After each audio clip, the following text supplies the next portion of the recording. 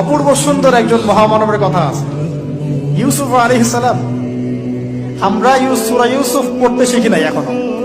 আমরা সবাই মনে করি সূরা ইউসুফ মানে হচ্ছে ইউসুফ জুলাইখার প্রেম কাহিনী, আমরা এটাই মনে করি।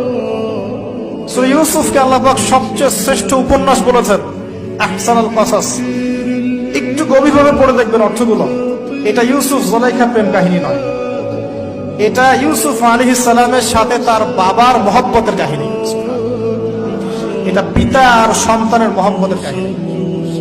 এত মহব্বত যে সন্তান 20 বছর আগে হারিয়ে গেছে, যে সন্তান কূপ থেকে রাজপ্রাসাদে, রাজপ্রাসাদ থেকে জেলখানায়, জেলখানা থেকে আবার মিশরের গভর্নমেন্ট মানে পলিটিক্যাল পাওয়ার এসেছেন।